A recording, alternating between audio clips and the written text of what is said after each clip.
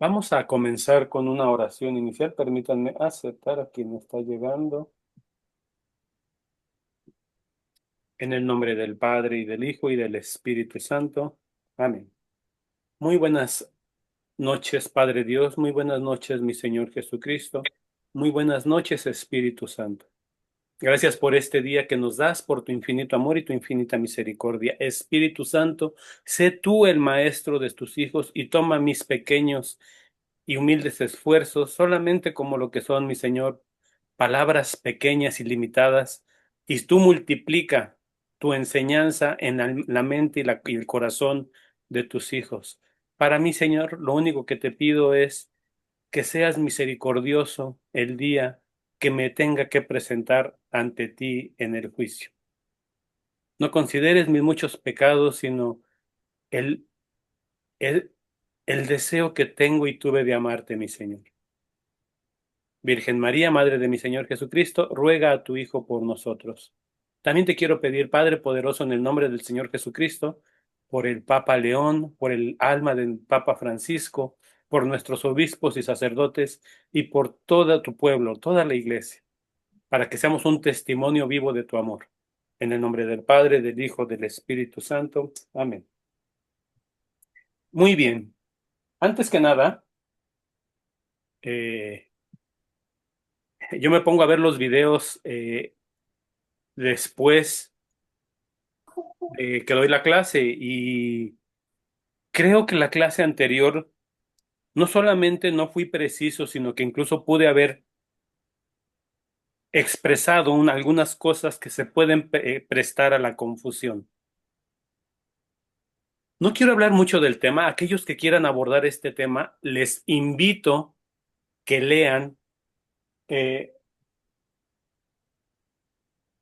la encíclica del Papa León Pío XII, que toca los temas relacionados a la ciencia, los descubrimientos científicos y la fe y la Sagrada Escritura y la inerrancia de la Sagrada Escritura.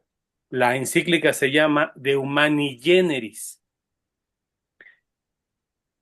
Yo me di cuenta cuando revisé el video que expresé erróneamente la siguiente idea. Si bien yo quería hacer un énfasis en el recurso literario de Adán y Eva, y también comenté que quizás estos nombres como tales literalmente quizás no fueron. Quizás di la idea de que Adán y Eva no existieron, quizás, y no es así. Evidentemente tuvieron que existir. ¿Por qué razón? Aunque no se llamaran ni Adán ni Eva, los primeros seres humanos que Dios tomó de un grupo humano evolucionando y que convivió entre ellos. ¿Cómo se llamaron? Pues no lo sé, pero evidentemente todo hombre, todo ser humano tiene que tener otro antecedente hombre, ¿no? No venimos de la nada, no surgió de la nada. Entonces, quizás lo expresé mal. Si bien los nombres de de esta primer pareja humana, que convivía con otros que a lo mejor en aspectos fisiológicos eran iguales que ellos, pero que ellos habían recibido algo más de Dios, que era su alma espiritual semejante a Dios, aunque físicamente en apariencia, fisiología, genética eran muy cercanos a sus demás congéneres, yo no lo sé.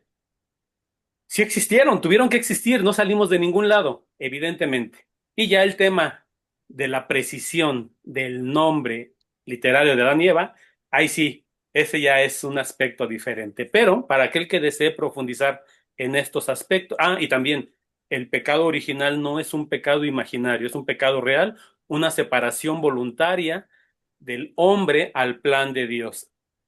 ¿En qué año, en qué momento exacto sucedió? Eso sí, yo no tengo la respuesta. Pero creo que si alguien de ustedes quiere profundizar, lo puede hacer en la encíclica del Papa Pío XII de Humani Generis, acerca del género humano y los avances científicos. Imagínense, esto ya es desde principios del siglo pasado. Muy bien. Antes de que comience alguna duda, pregunta, mis queridos hermanos. ¿Todo en orden? Sí había dejado esta idea como confusa, supongo, ¿verdad? ¿No? ¿Había quedado clara? Muy bien. Bueno, ojalá yo. eh, Veo mis videos y a veces digo, qué burrada, Señor, ¿por qué permites que este humilde catequista de barrio dé clases? Pero bueno, pues el Señor me tiene aquí, ¿verdad? Vamos a continuar. Lo que vamos a ver hoy lo pueden encontrar en su manualito, entre las páginas 31 y 39. Ahí lo puse en la parte superior de la derecha de la imagen que les estoy mostrando. Y que son los siguientes temas. Están en forma de bullets en la parte izquierda: el canon bíblico, los criterios que se utilizaron para saber cuáles eran, qué textos eran inspirados de Dios y por lo tanto inerrantes, cómo se dio el canon del Antiguo Testamento, cómo se dio el canon del Nuevo Testamento, eh, eh, eh, la igualdad, las diferencias y similitudes entre la Biblia cristiana católica, que fue la primera que existió, y la Biblia hebrea. Aclaro, los hebreos no le llaman a su texto sagrado, lo que nosotros conocemos como Antiguo Testamento, Biblia. Ellos le llaman el Tanaj, pero para facilidad de que la gente les entienda, también eventualmente utilizaron la expresión Biblia para que la gente común entendiera de lo que hablaban, pero ellos, digamos, formalmente hablando, no le llaman Biblia a su texto sagrado, lo que nosotros conocemos como Antiguo Testamento, ellos le llaman la Tanaj. Bueno, muy bien. Luego también el tema de las diferencias con el movimiento protestante del siglo XVI y las Biblias protestantes. Como ya muchas de estas cosas las vimos previamente, algunas cosas se van a enlazar rápidamente. Ahí en la imagen les puse una, un sacerdote católico etíope. La iglesia cristiana etíope, al menos una parte de ella, no está en plena comunión con la iglesia católica, pero tienen sucesión apostólica, sus sacramentos son válidos, aunque no estamos en plena comunión. Y este es un sacerdote etíope mostrando un ejemplar de la Sagrada Escritura que se estima es de quizás del siglo, entre el siglo IX o siglo X. Es un texto antiguísimo y muy, muy valioso y muy apreciado por nosotros que amamos la Sagrada Escritura. Muy bien. Quiero aclarar otra vez, y creo que esto ya lo había dicho, a mí no me gusta usar mucho el texto Biblia. Primero, porque me parece un texto muy impersonal. Segundo, porque la palabra de Dios, como ya hemos dicho, no es solamente el texto escrito. Más aún, la palabra de Dios no es un texto, es una persona, es el Señor Jesucristo.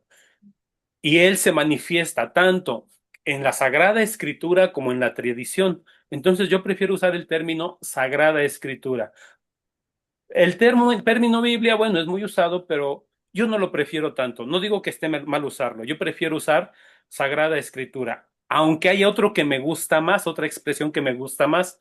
Cuando ustedes abren la página oficial del Vaticano, al texto bíblico le llama el libro del pueblo de Dios. Así le llama. Me gusta más ese nombre. El libro del pueblo de Dios. Ahí es de donde yo saco principalmente las citas bíblicas, porque es un texto más fiel a la tradición cristiana católica, por supuesto. Bueno, vamos a avanzar. Primero, eh, ya lo hemos comentado, lo que nosotros consideramos como Sagrada Escritura o el texto bíblico completo, consideramos que es una colección de 73 libros, 40 eh, 46 en el Antiguo Testamento, o la relación del primer pueblo de Dios desde el Génesis y hasta antes de el nuevo pacto con nuestro Señor Jesucristo, hasta antes del Evangelio de San Mateo, y luego el nuevo pacto, la nueva alianza, o lo que se conoce como Nuevo Testamento, 27 libros, empezando con el libro de San Mateo y terminando, ¿ya estoy grabando? ¿Estoy grabando? Sí, ¿Sí? Y terminando con sí, Apocalipsis. Muchas gracias. sí.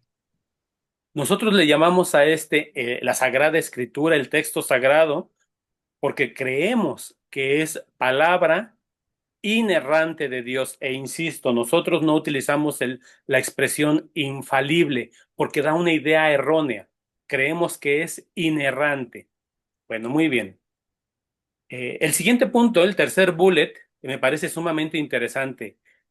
En este texto sagrado, Dios revela algo de sí mismo y de su voluntad salvífica. ¿Qué sabemos hoy día de nuestro Señor Jesucristo a través de su propia revelación? Bueno, que Dios es en su naturaleza es trino y tres trino, tres personas, que Dios es un Padre amoroso, varias cosas, y del plan de salvación que tiene.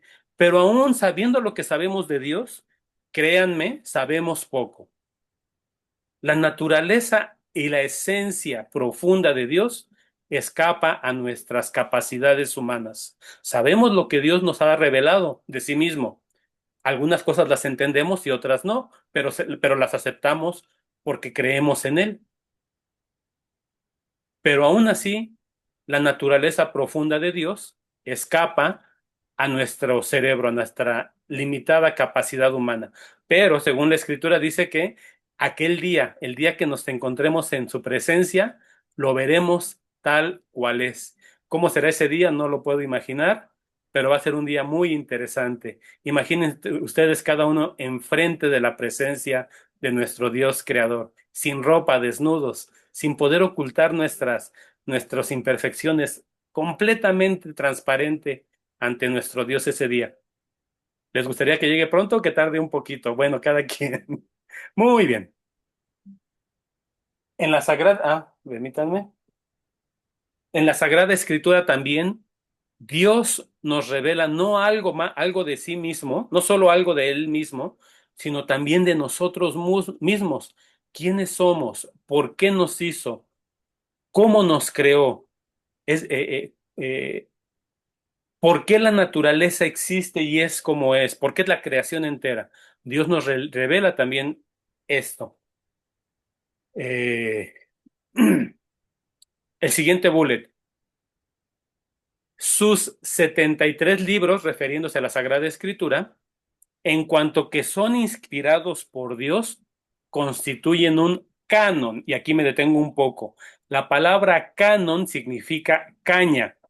Y es una caña literalmente una vara de una caña.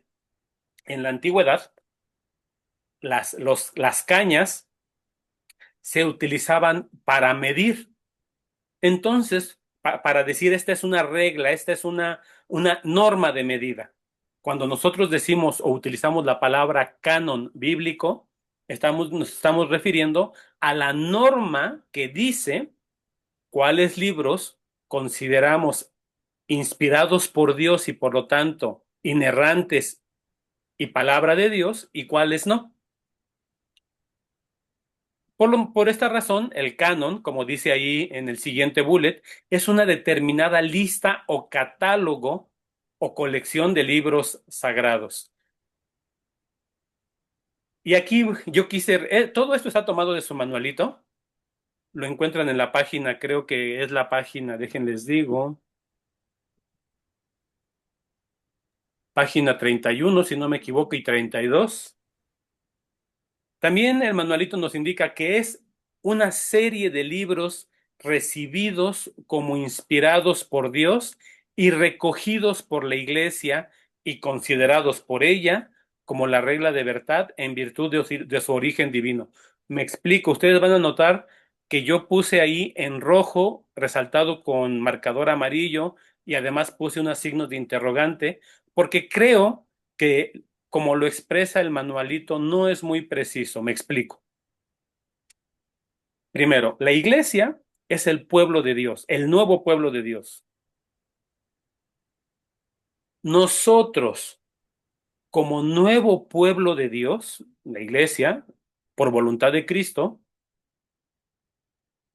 más que recibir, bueno, se puede usar la palabra recibir, pero yo prefiero heredamos del antiguo pueblo de Dios, el pueblo judío, las escrituras que ellos tenían. no me gustó tanto la palabra recibidos porque me da la sensación de que es algo ajeno o diferente a nosotros. Nosotros como pueblo de Dios, como el nuevo pueblo, el pacto de el pueblo de la nueva alianza, somos los legítimos herederos de estos antiguos libros, lo que conocemos como el Antiguo Testamento. Pero nosotros, como el nuevo pueblo de Dios, el pueblo del nuevo pacto, no recibimos los libros del Nuevo Testamento.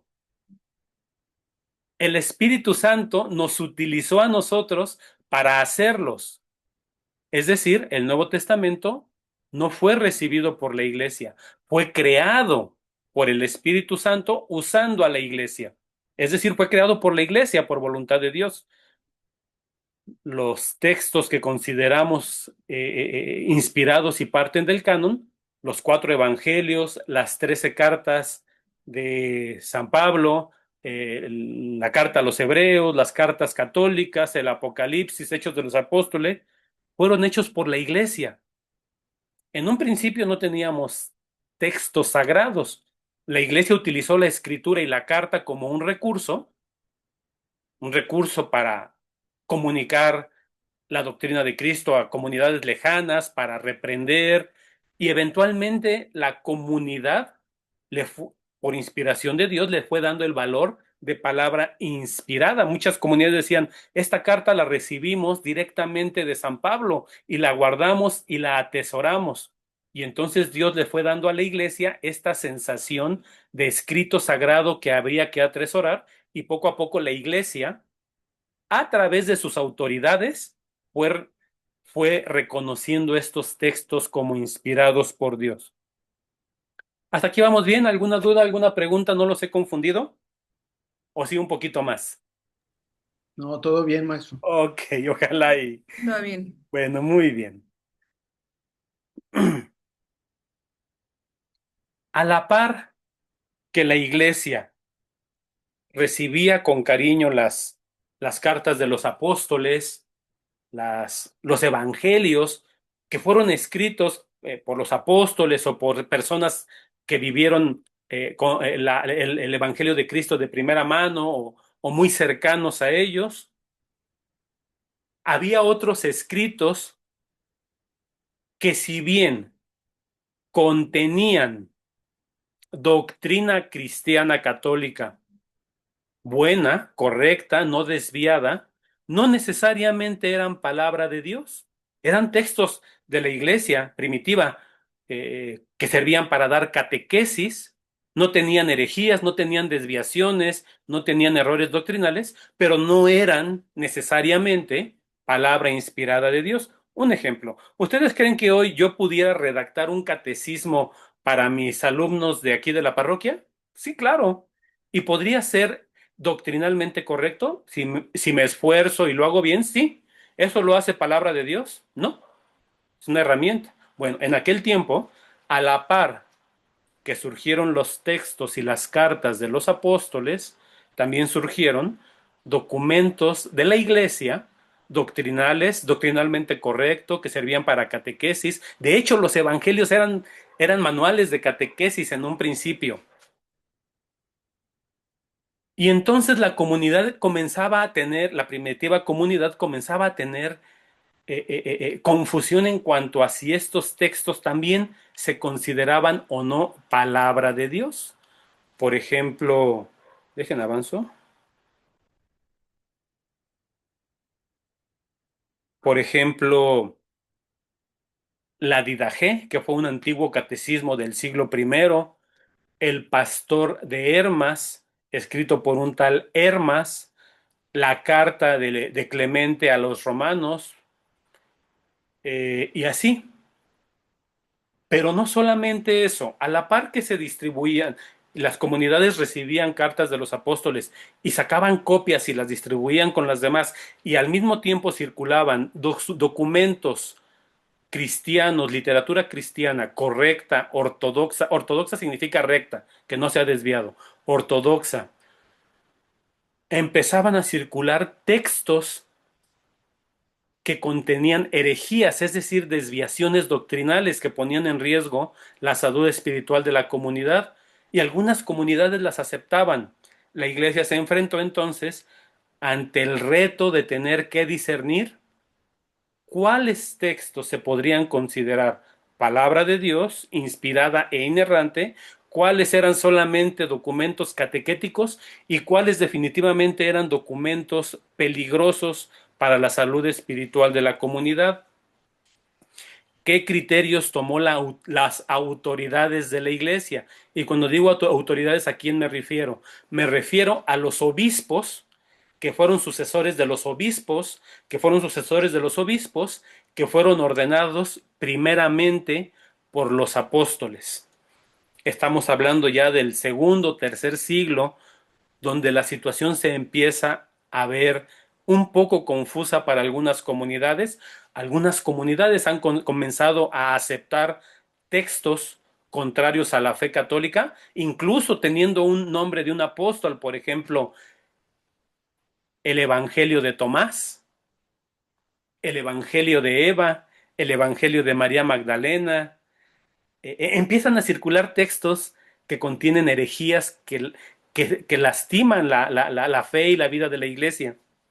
Entonces la iglesia tuvo que tomar la decisión de establecer un canon, una norma, una medida precisa de cuáles se consideraban textos bíblicos inspirados e inerrantes, bueno, no bíblicos, textos inspirados e inerrantes y cuáles eran solamente textos de catequesis y cuáles era mejor evitarlos. Y para eso se siguieron varios criterios, pero tengo de entrada que aclarar que ninguno de los criterios que les voy a mostrar es por sí mismo suficiente, al menos de las primeras dos listas que les mostré, para decidir que un texto es inspirado e inerrante. Vamos al primer. ¿Hasta aquí me he expresado bien? Si hablo muy rebuscado, háganmelo saber, por favor. ¿Vamos bien? ¿Todo bien? Pregunta, Sí, pregunta. todo bien, maestro. Dime, Ever. Aquí menciona un señor K.H. Olin, teólogo católico. ¿Ese señor es de esos tiempos en que se hizo el No, canon? no, no, no, no, no, no. Ok, Este es un teólogo del siglo XIX, que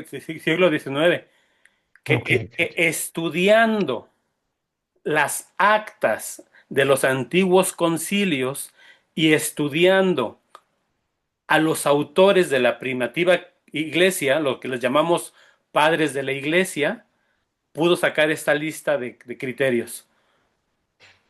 Pero Ok. como tal, una lista de criterios, del, por ejemplo, del concilio de Nicea o del concilio de Hipona, donde dijeran, vamos, estos son los criterios y vamos a ponernos a estudiar. No, no tenemos esa lista. Esto es un extracto de un especialista en Biblia del siglo XIX o XX, principios del XX, si no me equivoco. Gracias. Muy bien. Uno de estos criterios era la apostolicidad, es decir, que fuera escrito por un apóstol o por una persona que conoció al apóstol. Por ejemplo, pues Mateo, ok, Mateo fue escrito por San Mateo, no hay problema. Juan, San Juan, fue escrito por el apóstol San Juan, perfecto, pasa la prueba. Pero ¿qué tal, por ejemplo, Marcos? Marcos no fue apóstol, ahí falla el criterio. Ah, pero es que Marcos conoció de primera mano a Pedro y era el secretario de Pedro. O sea, Pedro entonces le dio el visto a bueno, bueno, ok, lo aceptamos, va. Luego sigue Lucas. Lucas no conoció al Señor. Es más, Lucas conoció a San Pablo, quien tampoco conoció al Señor en su vida terrena. San Lucas fue escogido por el Señor a través de una revelación mística. Ok, bueno, más o menos pasan. Pero luego nos vamos, por ejemplo, a la carta a los hebreos. No sabemos quién la escribió.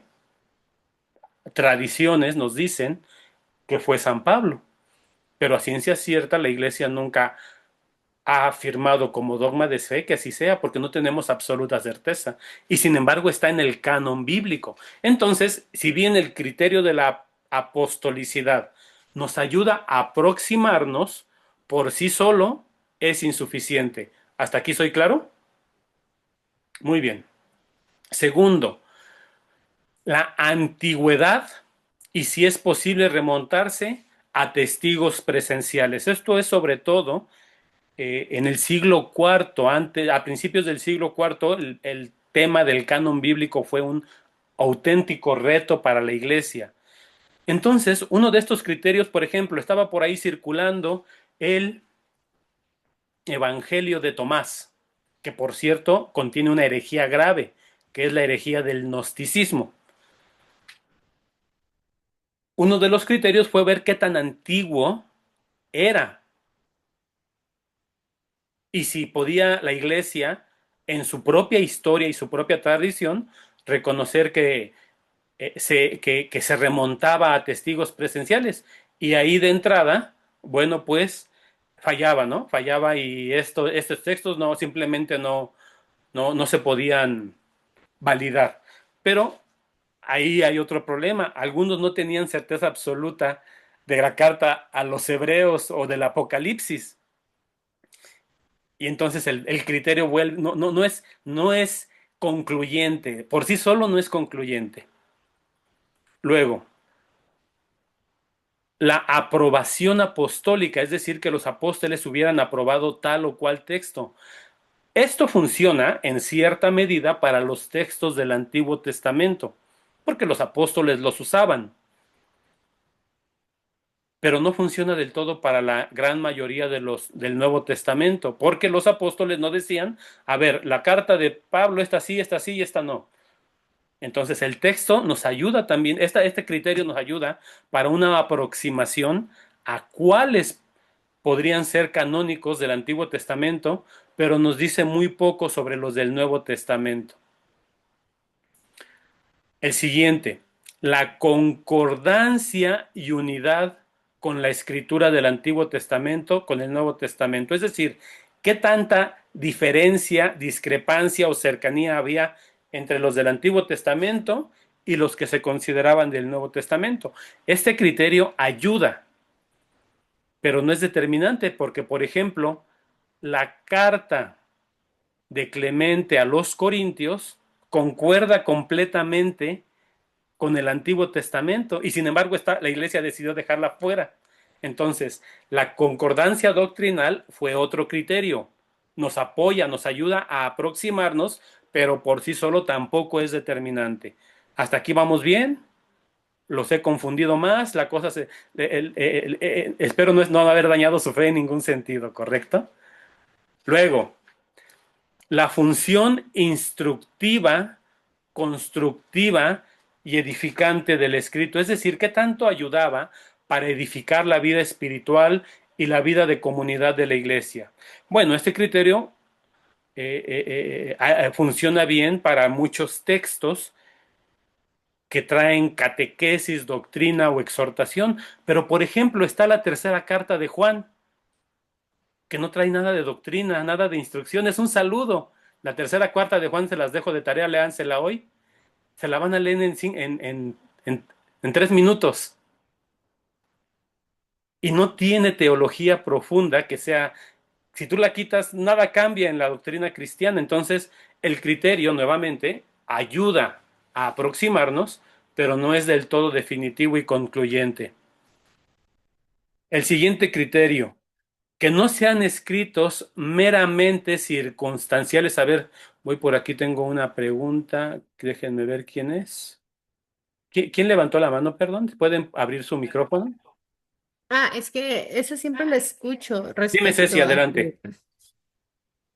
a que o sea, cuando escucho apologistas siempre están discutiendo por qué la tercera de Juan es palabra de Dios. Ah, bueno, sí, es Y un ya me puse ejemplo a muy leerlo. claro. Ya, y ves que no contiene teología profunda o doctrina profunda. Ajá. Es solamente el aviso de que San Juan va a visitarlo a un discípulo que se llama Gallo. Y ya, claro, eso lo digo yo desde una perspectiva muy simplista. Es posible que algunos teólogos puedan extraer de ella enseñanza doctrinal y yo soy un neófito comparado con ellos, pero a simple vista no es un tratado teológico profundo o doctrinal, es apenas un saludo de hermandad cristiana, ¿correcto? Y por lo tanto, por su contenido, si fuera por el contenido, la carta de Clemente a los Corintios es bastante más edificante, bastante más profunda y contiene más doctrina. Y no está adentro. La Didache es bastante más profunda, contiene la estructura de cómo debería ser el predicador, el bautismo, la Santa Cena, y no está. Pero entonces no hay una respuesta por qué la tercera No, de Juan es palabra de Dios. claro que sí la hay. Les estoy dando criterios que nos ayudan a aproximarnos. Muy bien, hasta aquí vamos bien, pero lo que quiero decir es que los criterios por sí solos no son suficientes. Son, aunque son ayuda para la iglesia para aproximarse, hay un criterio que es todavía mayor. Muy bien. El siguiente criterio, que no sean escritos meramente circunstanciales, sino que tenga un valor para todas las iglesias. Este es el caso de la tercera carta de Juan, que parecería ser un escrito más de una circunstancia, la visita de Juan a Gallo. Y muchas iglesias, por esa misma razón, consideraban, algunas comunidades de la misma iglesia, la iglesia católica, consideraban que no debería ser incluida porque era algo más bien de una circunstancia específica, la visita de Juan a Gallo. Siguiente criterio.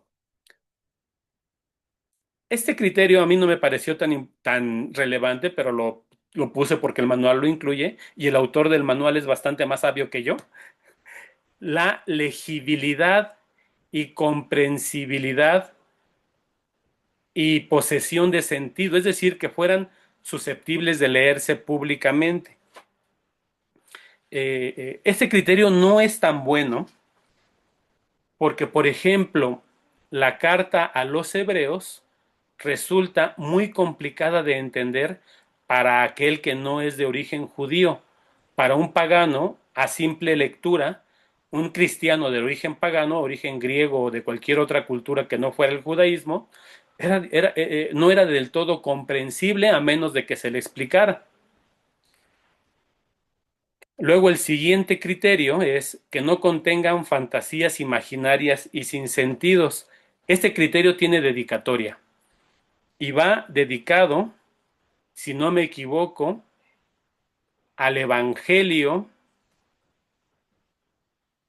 creo que es al Evangelio de Santiago, donde se narran algunos aspectos de la infancia del Señor Jesucristo que más que parecer parte del Evangelio, son historias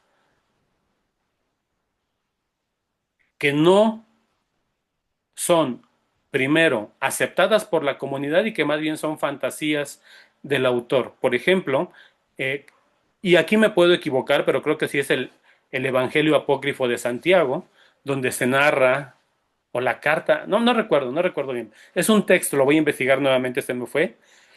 Se narra cómo el Señor Jesucristo en su infancia fabrica en sábado, que está prohibido hacer algo, fabrica unos pajarillos de lodo, los fariseos o las autoridades religiosas, no sé, algún maestro de la ley lo ve, lo va a regañar, y entonces cuando le va a decir esto a sus papás del Señor Jesús, el Señor Jesús les da vida y las aves salen volando y se van y ya no hay manera de regañar al niño Jesús. Parece ser que este escrito tiene más relación con un escrito piadoso que con un texto que consideráramos verdaderamente canónico. Entonces, este era uno de esos criterios. ¿Hasta aquí todo bien? Muy bien. Luego, hubo otros criterios que, que comienzan a pesar más. Estos ya tienen mayor peso. Primero, el reconocimiento de un libro como escritura canónica en un número, de ser posible grande, de iglesias. Cuando dice iglesias no se refiere a que había muchas iglesias, se refiere a comunidades de la única iglesia católica en diferentes partes, la iglesia de Corinto, la iglesia de Roma, la iglesia de Asiria, etcétera, etcétera, etcétera.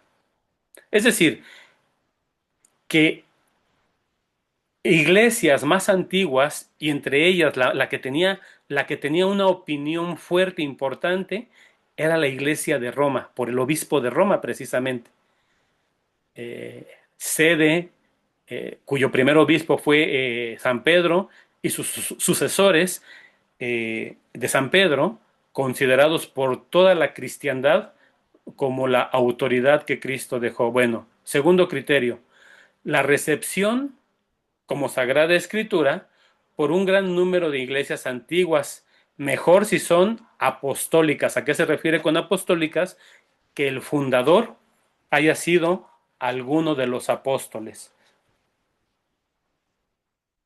Tercero, este fue muy importante, su empleo en la liturgia, es decir, si en los primitivos cultos cristianos, principalmente la Santa Cena, lo que conocemos como la fracción del pan, o lo que hoy día le llamamos Santa Misa, o las festividades de Pascua, o los ritos de bautismo, esos textos eran utilizados por la comunidad.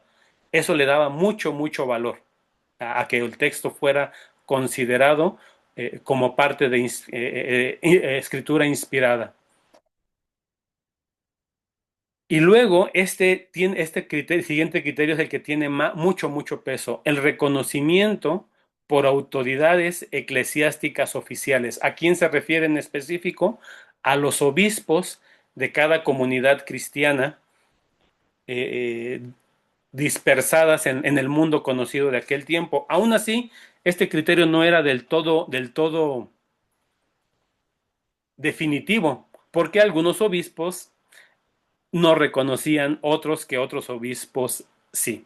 Muy bien, ya nos vamos acercando.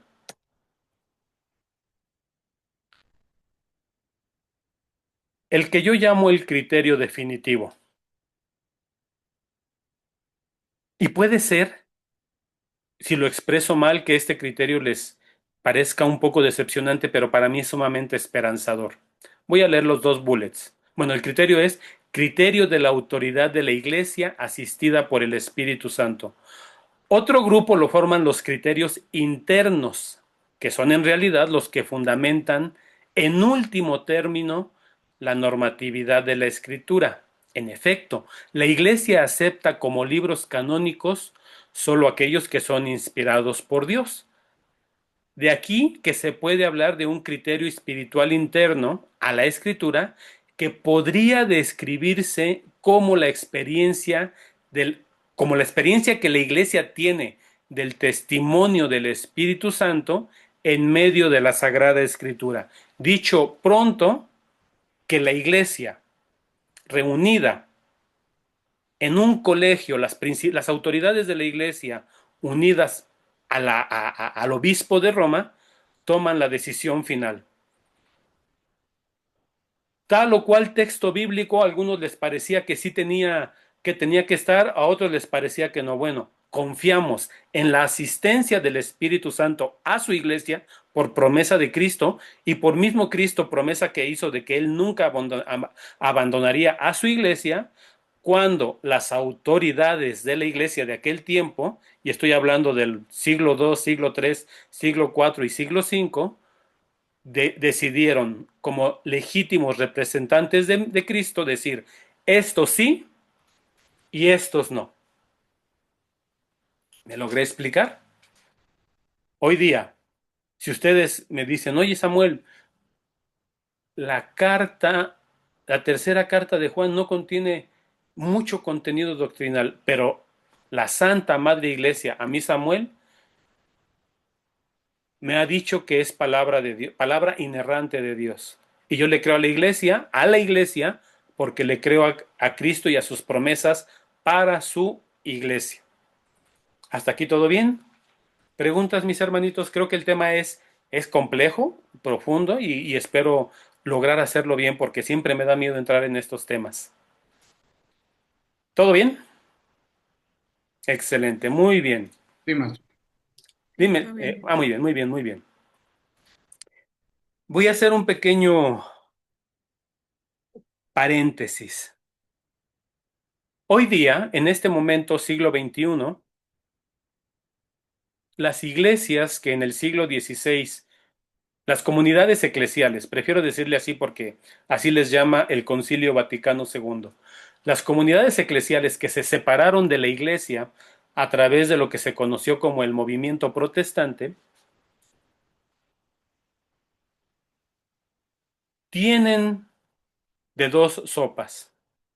Si aceptan que la Sagrada Escritura es inerrante, ellos le llaman infalible, y que Dios no se la entregó en la mano a ninguna persona, sino que utilizó a su iglesia para hacer esta definición infalible, no queda de otra más que aceptar la autoridad de la iglesia católica, la única que existió desde el principio, cuando todavía no había separaciones. Pero si aceptan eso, no tiene sentido el estar separados y tendrían que volver al seno de la iglesia. Evidentemente, esto es algo que choca con la esencia de su razón de ser, el protestantismo. Entonces, ¿a qué apelan? A los diferentes criterios que les di, que por sí solos son insuficientes.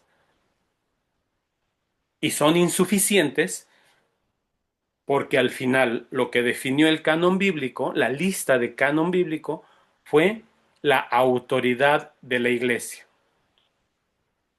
Algunos estuvieron de acuerdo, otros no, pero al final todos se ciñeron a la autoridad de la iglesia. Si se acepta ese criterio, se tiene que autoridad entonces que la iglesia no falla. Y eso es lo que le cuesta mucho trabajo a las comunidades eclesiales que se separaron de la iglesia católica. Y eso es justamente lo que a mí me da mucha tranquilidad de ser católico. Saber que me reúno, que confío en la esposa de Cristo, la comunidad que Cristo fundó, para ser el columna y baluarte de la verdad, la iglesia, su iglesia, la iglesia católica. Muy bien. ¿Hasta aquí los he confundido más o vamos bien? Temas delicados. Todo bien. Bueno, para mí. Muy bien. Esta iglesia, la iglesia de Cristo asistida por el Espíritu Santo, y por esa razón tengo confianza porque confío en Dios Espíritu Santo, tuvo que tomar decisiones importantes. Primero, la iglesia fue heredera del antiguo pueblo de Dios. Ella es el nuevo pueblo de Dios. Nosotros somos los nuevos judíos espirituales, herederos de las promesas de Abraham, de Isaac, pero llevados a la plenitud por el Señor Jesucristo. Aún así, la iglesia tuvo que tomar decisiones. Para tiempos de nuestro Señor Jesucristo, la lista oficial de libros del Antiguo Testamento, como ya lo habíamos platicado, no estaba definida. Había varias listas. Estaba la lista de las comunidades judías en Qumran, en el desierto, algunos les llaman los esenios. Estaba la lista de los judíos samaritanos, estaba la lista de los judíos en Palestina, pero incluso en Palestina había divergencias porque estaba la lista de los fariseos y los saduceos, y estaba la lista de la más importante comunidad judía de la antigüedad, la que se estableció en Alejandría, centro cultural de la sociedad antigua. Entonces, pero podemos decir a grosso modo que los principales listas, no cánones, pero sí listas que predominaban, posiblemente, era el canon de Alejandría y el canon de Palestina. El canon de Alejandría sería llegado a conocer como la Septuaginta, y el canon de Palestina llegará a ser conocido hasta nuestras épocas como el texto masorético. La verdad es que de ninguno de los dos tenemos un completo. Por supuesto, no tenemos originales de ninguno de los dos, pero tampoco tenemos un texto completo de la antigüedad. La Septuaginta, ¿cómo fue reconstruida? Acuérdense, la Septuaginta es judía, todavía no es un escrito cristiano. Es anterior 200 años al surgimiento de la fe de Cristo. ¿Cómo se ha reconstruido la Septuaginta hasta hoy día? Pues con textos cristianos antiguos, muy, muy antiguos. Así se ha reconstruido. Lo que hoy conocemos como Septuaginta, por aquí tengo una en mi biblioteca. Ya no sé dónde está. Aquí está. Ha sido reconstruida principalmente con textos cristianos antiguos, códices antiguos como el Códice Sinaítico, el Códice Alejandrino y etcétera. Y la versión palestinense, ¿cómo la conocemos? Bueno, ese es más revelador el tema. No se poseen textos muy, muy antiguos. El texto completo más antiguo que posee es muy tardío, del siglo X, y se conoce como el Códice de Alepo.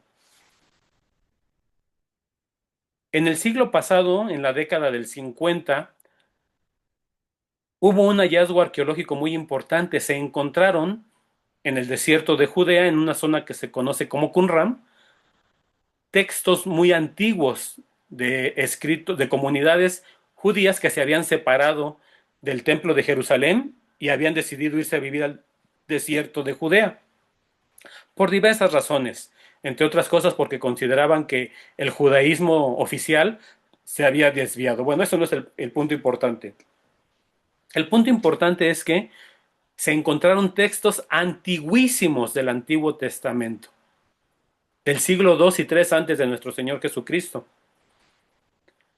Y los han comparado con la versión palestinense y los han comparado con la versión alejandrina. Y adivinen a cuál se parecen más. A los dos. En algunas partes los textos de Qumran favorecen la versión palestinense, pero en otras partes favorecen la versión alejandrina. Muy bien. ¿Cuál texto usaban los primeros cristianos? La versión palestinense, el texto la lista más corta, o la versión alejandrina, la lista más larga. Aquí permítanme, déjenme ver. Bueno, antes de brincarme para allá. El siguiente bullet dice, algunos especulan que la lista oficial o canon judío se definió en el llamado Sínodo de Jabnia, una reunión de judíos que hipotéticamente se reunieron al norte de Jerusalén, en una ciudad que se llamaba Jabnia, y ahí establecieron el canon definitivo de libros sagrados judíos. La realidad es que hoy día los especialistas en arqueología e historia ponen en tela de juicio que siquiera haya existido este sínodo. Parece ser que este sínodo no existió. Entonces, algunos estudiosos en el tema, judíos, no cristianos, no cristianos, ni siquiera católicos, consideran que el canon definitivo del judaísmo se estableció ya muy tardíamente, por ahí entre el siglo tercero, cuarto o quizás quinto y ya tardíamente sexto, después de nuestro Señor Jesucristo, por un grupo de expertos piadosos judíos que se les conoció como los masoretas. La palabra masoreta proviene de la palabra masora, que significa como que la tradición, algo así como los guardianes de la tradición. Entonces podemos decir que el canon judío definitivo, que hoy día usan los judíos de hoy, es muy posterior a el hecho de la venida de nuestro Señor Jesucristo y establecer su iglesia y darle autoridad. Por esa razón nosotros ya no seguimos las definiciones tardías del judaísmo. La iglesia fue la que tomó sus propias decisiones.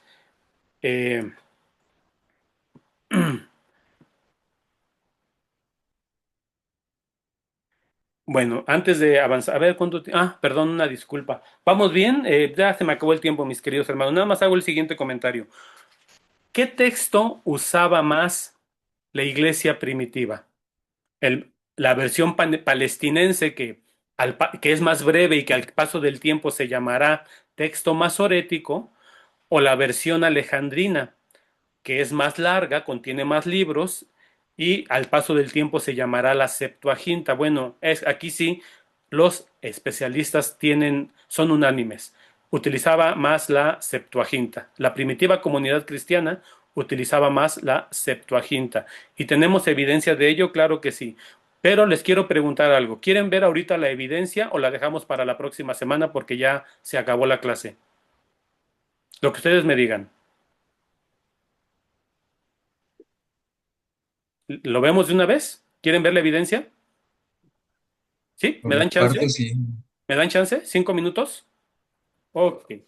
Les voy a pedir, por favor, que saquen su Sagrada Escritura, saquen su Biblia y se vayan al Evangelio, perdón, a la carta a los Hebreos capítulo 10.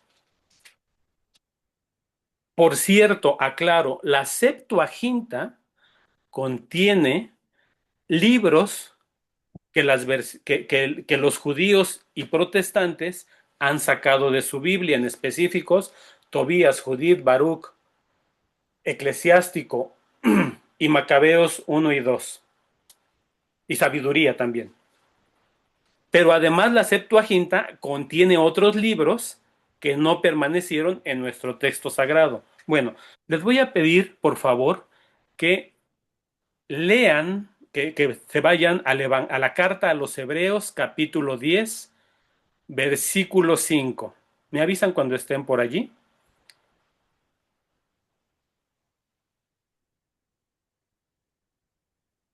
Más o Ya. menos. ¿Listo? Muy bien. Lo voy a leer. Habla, Señor, que tu siervo escucha. Versículo 5. Por eso, Cristo, al entrar al mundo, dijo, tú no has querido sacrificios ni oblación. En cambio, me has dado un cuerpo. No has mirado con agrado los holocaustos ni sacrificios expiatorios. Entonces dije, aquí estoy, yo vengo, como está escrito de mí, para hacer tu voluntad.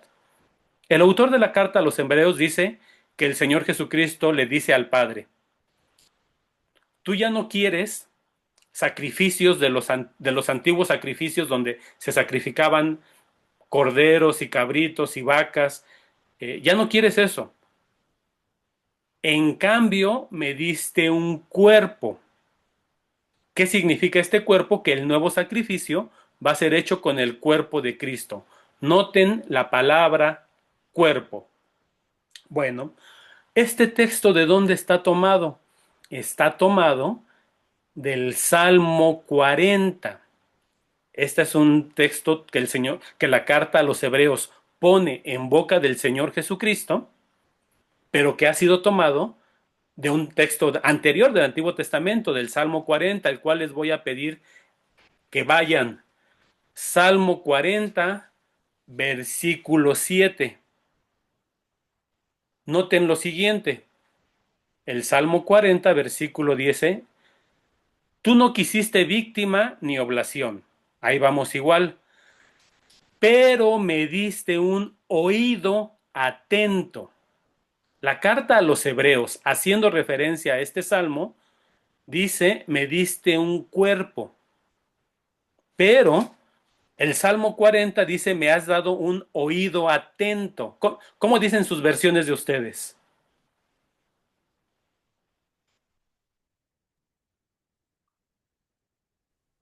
¿Alguien gusta compartirme?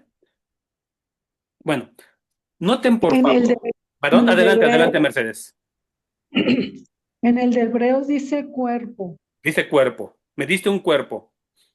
¿Y Salmo Sí. 40, Salmo 40, versículo 7? versículo 7, perfecto. Pero me has abierto el oído. Me has abierto el oído. ¿No se nota la diferencia? En mis oídos, sí. Exactamente.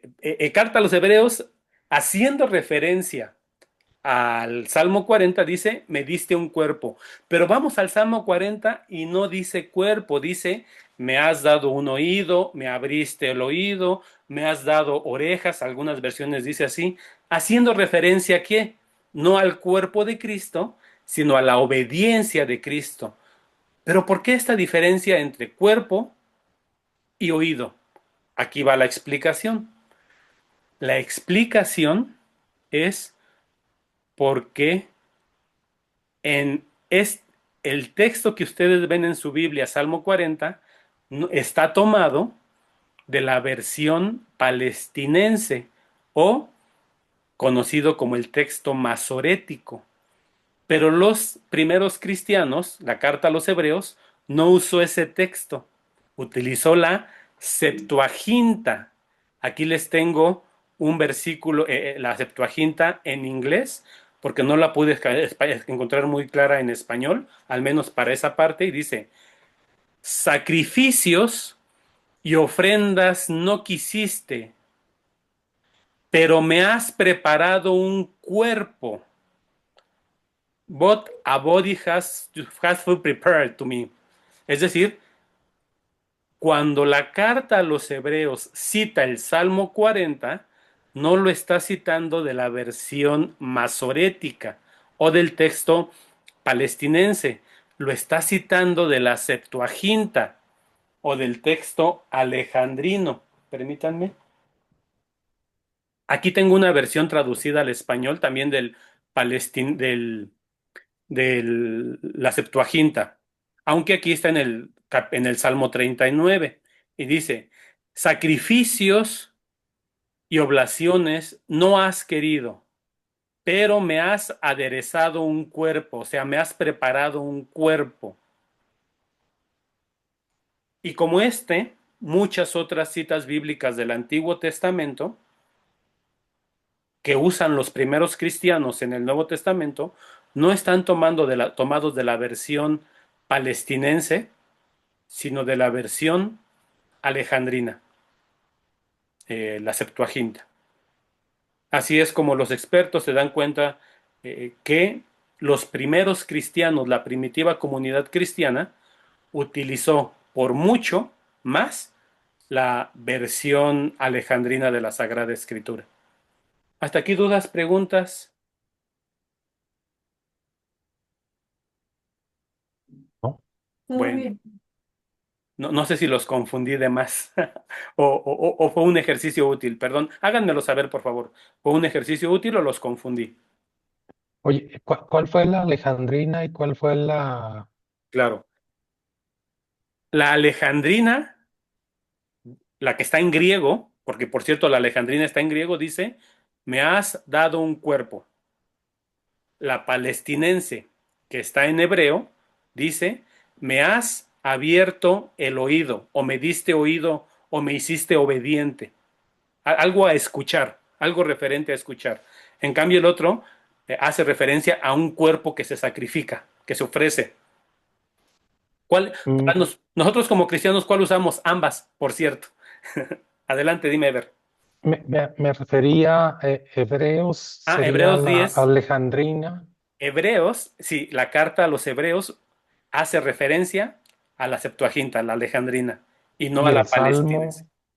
el salmo en la Y el, palestinense. y el salmo que está en nuestras Biblias actualmente hace referencia a la palestinense. Eso es un hecho bien interesante porque yo le pregunté a un padre especialista en estos temas, le decía, oiga padre, si los primeros cristianos utilizaban más la versión palestinense que la, que la versión, no, utilizaron más la versión alejandrina, griega, Septuaginta, que la versión palestinense, hoy conocido como el texto masorético, ¿por qué en nuestras Biblias recientes, en el Salmo 40 o en el Antiguo Testamento, usamos el palestinense? Y él me decía, esa es una muy buena pregunta y no hay una respuesta clara. Si fuéramos consistentes, tendríamos que preferir que nuestras Biblias estuvieran traducidas de la Septuaginta y no de la versión palestinense, el texto masorético.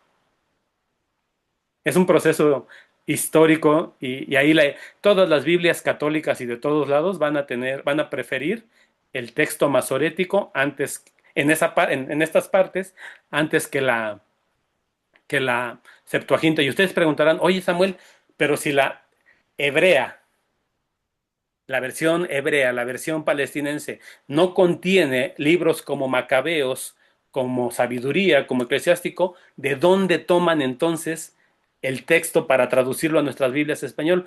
De la Alejandrina, de la Septuaginta. Así le hacen, así se hacen las Sagradas Escrituras. Ahora, noten por favor, y este es el último comentario que hago. Uno de los criterios para saber cuál libro era inspirado y cuál no era que hubiera concordancia con la doctrina. Pero la pregunta es, ¿con cuál doctrina? Díganme ustedes. Si el texto no es por sí solo definitivo, sino tiene que tener concordancia con la doctrina, ¿con cuál doctrina? Pues con la doctrina enseñada en la tradición de la iglesia. Es lo único que había. Que el texto coincidiera con la enseñanza que la iglesia guardaba dentro de sí. O sea, la autoridad de de la tradición. ¿Cómo lo ven, mis hermanitos? Perdón por la confusión. Complicado el asunto, ¿verdad? Ok. ¿Dudas, Sí, preguntas? complejo. No, pues Y, está y complejo. a mí, cuando una persona viene y me dice, oye, ¿sabías que la Biblia dice esto? Ok, sí, dice, pero tú, ¿cómo sabes que esto es palabra de Dios? ¿Quién te lo dice? ¿Quién te lo afirman? Eventualmente los llevo a que la única forma porque creen que esto es palabra de Dios es porque la primitiva iglesia lo definió. Y si aceptaste a la iglesia que definió esto, tienes que aceptar a esa iglesia hoy mismo. No la puedes rechazar. No tiene sentido haberse separado de la iglesia que definió el canon bíblico. No, no, es un contrasentido. La Biblia es un libro católico, ¿no? Es claro, por supuesto. Por supuesto. Muy bien. Vamos a hacer nuestra oración final. Perdón, hermanitos, por robarles tanto tiempo. Una disculpa. En el nombre del Padre, del Hijo, del Espíritu Santo. Amén.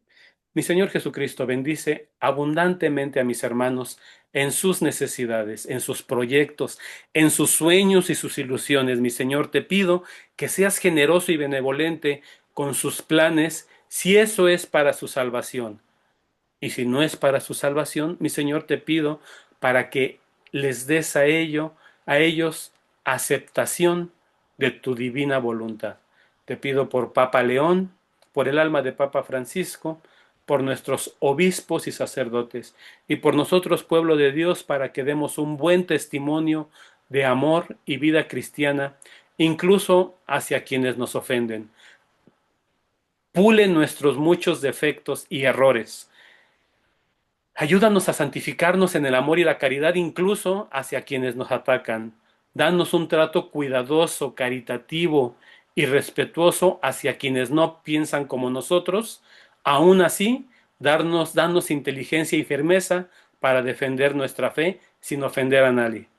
Virgen María, Madre de mi Señor Jesucristo, ruega a tu Hijo por nosotros. En el nombre del Padre, y del Hijo, y del Espíritu Santo. Amén. Mis queridos hermanitos, que Dios los bendiga. Muy buenas noches, gracias. Gracias, buenas noches. Hasta luego, mis hermanos. Gracias, buenas Hasta noches. luego. Bye. Hasta luego, gracias. Buenas Que noches. pase buenas noches. Gracias. Igualmente, Dios les bendiga. Dios los bendiga.